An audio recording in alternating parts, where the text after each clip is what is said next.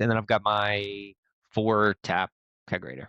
And Well, yeah, that's that's that's it. kind of what I have in my notes right here. Now, did you build that yourself or did you buy that? So I built it. Originally, Nice. I bought a kegerator with 2 taps, and this was when like homebrewing was like, I feel like homebrewing was like going through the roof, and Mm-hmm. I could not find anyone selling them. Like, because you listen to the podcast and they're like, oh, you can find one cheap on Craigslist. Well, not around here. I had to drive down to like South Carolina, but like just a little bit past Asheville, to get that. And then I had that for a little while, and I wanted to brew more.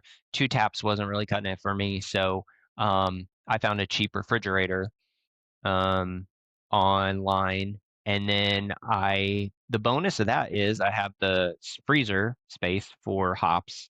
And then, yeah, I just kind of drilled 4 holes for taps, and I bought all the stuff online that I needed. I've got a drip tray there. A couple years ago, when I first started, was like kind of before all the like push, um, what are Oh, those called? the dual connects or whatever, or Duotight, duotights. yeah. Yeah. Yep. So that was a big project for me a few years ago, or a couple years ago, was to switch everything over to Duotight. And then I use all the Duotight fittings too to like control the different pressures going into the different kegs. Okay. So Yeah. Yeah. yeah, I have 1 tap that's just sparkling water for me and the family. Nice. And then the 3 other taps are for beer. Dude, that's awesome. Yeah. So I'm slowly converting to duotite as well too. When I ordered mine from More Beer, I think they were just in the process of opening up their new location, like in Kansas or something like that. And like my order took like 2 months to get, and I wasn't happy. And I said, just cancel my order. I want my money back. This, that, and the other. Da da da da. To make a long story short, they gave me two of the exact same orders. I don't think they did it Mhm. on purpose. It was more of Yeah, an accident, but it was enough to kind of complete the other part of my project. So yeah, but so Duotite's awesome. I would highly recommend them. Can be fairly cheap overall. I think they're a little bit different than normal gas and beverage, ball lock connectors. They just look like those little short and stubby little things.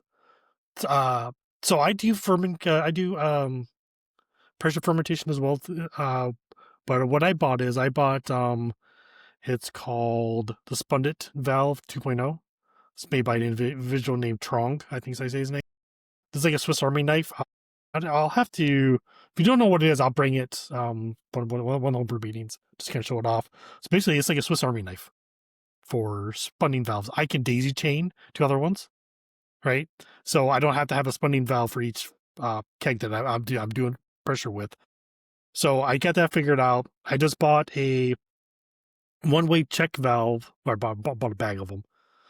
So I think what happened, because I'm doing 2 ciders right now, I feel like one kicked off before the other one did. So the other one was pushing pressure into that other keg while I was building up pressure to push it back out. So I want a one-way check valve to, once that hits, it goes through. I think it breaks the seal at 2 psi or something like that. That's not a whole lot.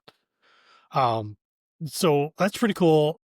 I want to get more into cold side, kind of like you were talking about. So I asked Santa for a uh, stainless steel fermenter, not a big one, nice. just a Yeah. little 4 gallon little jobby, because again 3 gallons all I need. And I already have the number 7 stopper that you can buy from Anvil themselves, and I have their coil, so I can actually do. I can. I'm losing my words all of a sudden. I can do my controlled fermentation that way. And the way I do is kind of neat. You probably only live like 5 minutes from me. I probably have to do a cover one to show it to you. So what I have is like a really skinny trash can that's like 5 gallons. I just fill it up with like ice water.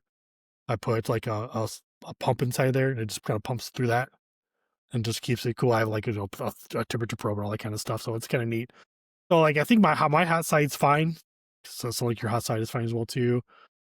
Pressure fermentation is great and all, but I definitely kind of want to play around with a little bit of the more the cold side, kind of side of the house a little bit. My garage gets about 55 degrees in the wintertime, so I could probably just throw a logger out there and be happy with it. Yeah. I built the Keezer as well. Well, I built a Keezer, you built a Kegerator, which is a fun, simple little project. I mean, it's not really that hard. Like, there's nothing to be afraid of. If you get a drill and it's a patience, you can do just about anything. for Yeah, the I know. most part. I was like terrified that I would hit some sort of like electrical thing or what. I mean, it's all in the back, but I was just afraid Yeah, that I was gonna screw that up or I wasn't gonna yeah. have enough. I was gonna be leaking cold air. I was nervous about that, but it was all fine.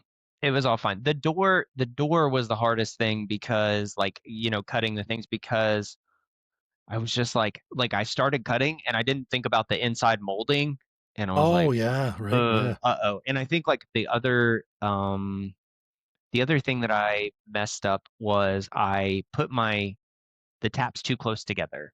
Yep, So I if I did were too. to do it again, I would space them out a little further. Yep, yep. I did the same thing.